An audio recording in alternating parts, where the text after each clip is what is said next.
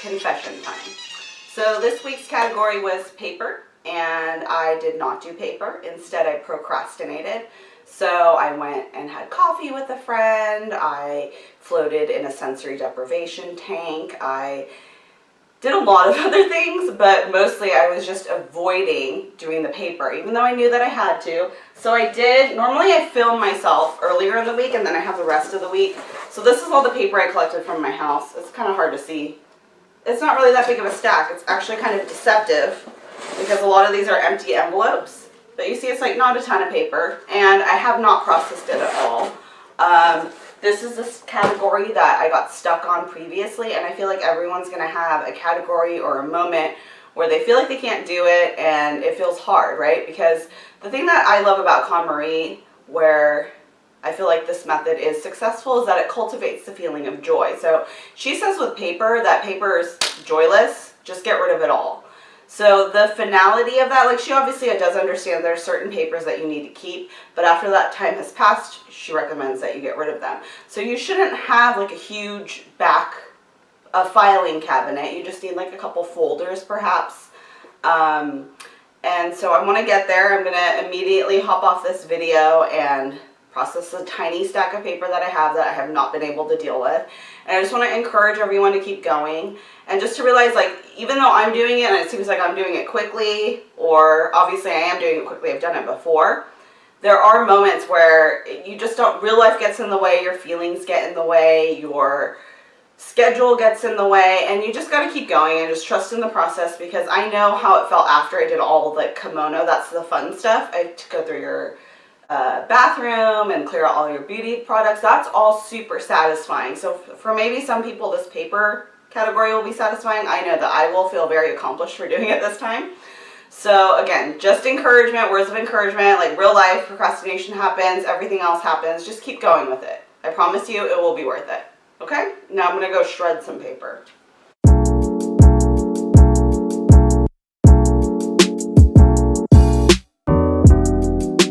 Okay guys, real talk.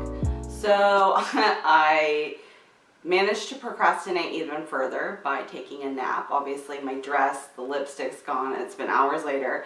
It took me a whopping 5 minutes to shred everything. That took me a whopping 5 minutes to separate into like confidential documents that I should shred, and just like, I don't know, like Safeway, that like thing, the coupon circular they send you. I have papers like that I need to sort through.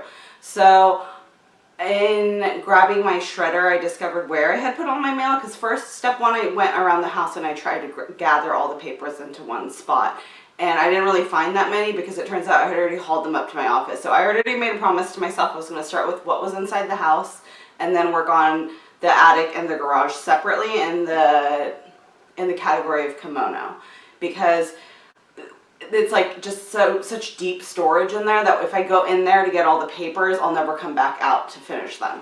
So I did shred all my papers, and in the last video I said keep going. I want to emphasize also the importance of taking breaks. If you need to take a nap, take a nap. If it feels overwhelming, you can do it tomorrow as long as you pick it up and then eventually go back to like, yes, I can do this. So I took care of the papers in my house. It didn't take that long. I spent more time not doing it and more time thinking about it than I actually, like a fraction of the time actually spent doing it. And it actually felt kind of good, because I was just shoving stuff in the shredder that I didn't want to be reminded of or think of, which is a lot of the reason I've kind of let mail accumulate. A lot of this adulting mail that I get that is unsolicited, because most of my bill paying and everything's online. So the stuff that comes in the mail truly is like most of the time not of value, but because of identity theft and so on and so forth, it is important that you dispose of those things properly. So I just kind of like put them to the side. I don't necessarily always open and shred and take care of it on the spot, which I will now make a habit of doing, so no more paper enters and accumulates in my house while I deal with the papers in the other rooms. So, well, not other rooms, my other storage areas. So to close it out, keep going, take breaks. I did it. Even though I did, again, a tiny fraction of what I actually have to go through, it didn't take as long as I thought it would. So I'll be grabbing like a basket and a box and just kind of going through it. I did get a red and green plastic bins, which I promptly then put laundry, like socks into, to bring upstairs, and they're still sitting in my hallway. Anyways, so I bought 2 bins to kind of indicate as I was sorting what I needed to keep and what I needed to shred and what I could just actually just like toss or recycle. So I didn't even end up using it because I use such a small amount of mail. If you have a volume of mail to go through and a volume of papers to keep, I would recommend that you get some sort of sorting system just to keep it from being overwhelming.